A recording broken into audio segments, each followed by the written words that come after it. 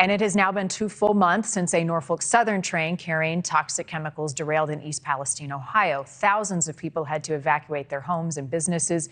Many still don't feel safe to return.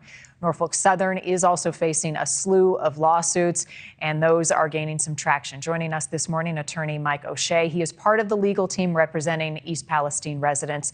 Sir, always good to have you on. Thank you for coming back. Give me a status update on where the lawsuits stand. This can be a very lengthy and arduous process.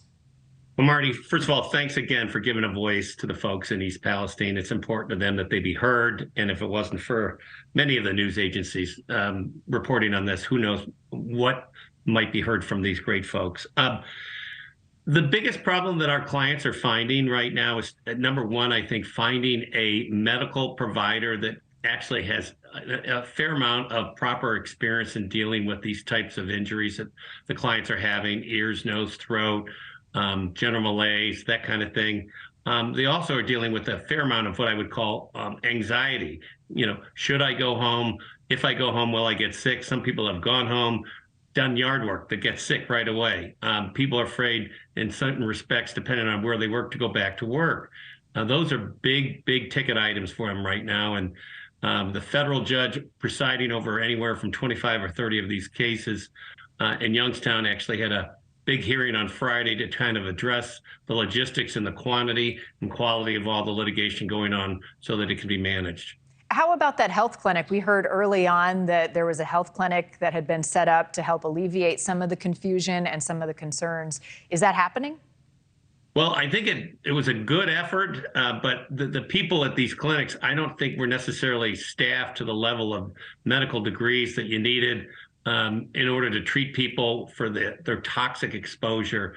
I think rapidly probably was a reasonable amount of good faith, but a vast amount of my clients have said when they go in and they want to be treated, be it at a clinic like that or at their own regular doctor, that their doctors kind of just shake their head and goes, I'm not sure what we can do with this. This is something we really haven't seen before. None of the training post or even pre-medical school prepared us for this. And there might be places that they have to go afar, like Pittsburgh and Youngstown, in order to get the proper amount of treatment. What are your clients saying about their symptoms? You know, as more time passes, we're now 2 months since the derailment. Have they been worse? Have they been the same? It depends. I mean, ironically, there are some people who can be exposed to the exact same level of a toxin and have different reactions. So everybody, Marni, is a little different. I can tell you that when I was out there doing some boots on the ground inspection myself of the derailment site and other places, that I myself, the weekend following, had a pain up and down my esophagus and windpipe that eventually went away. So I was obviously exposed to something. There's an extraordinary amount of dust that's being kicked up, no matter how hard people try on the cleanup process. Cars and trucks are everywhere. Those cars and trucks drag this stuff all up and down the streets of East Palestine and over the border into Pennsylvania. Is there someone there from Norfolk Southern that is facilitating concerns of your clients and others in the community, as the CEO promised before Congress?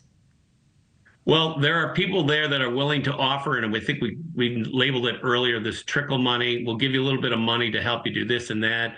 We're very cautious about our clients taking that money for reasons that I've previously stated, waiver and other types of release issues.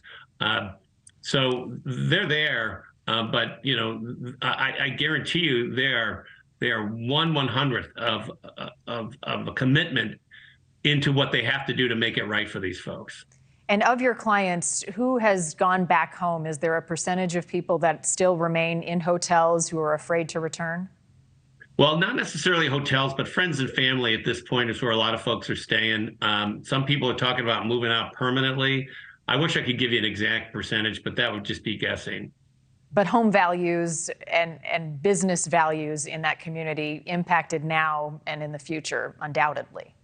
Undoubtedly, and it's one of the big issues. Like I said before to a couple of folks, I have a great lady that was just in the process of selling her home at the time this happened.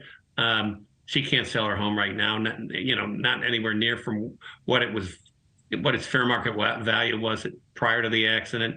There's lots of people that don't know what they want to do. They had transition plans, for downsizing and moving to another place. There are people that don't know if they want to send their kids to school because the school had problems and teachers were being affected by this stuff. So that ongoing thing affects all the property value around the vast area of East Palestine. Yeah, valid concerns. And then adding insult to injury, these latest derailments in more communities across the country. Mike O'Shea, as always, appreciate you coming on, giving us an update.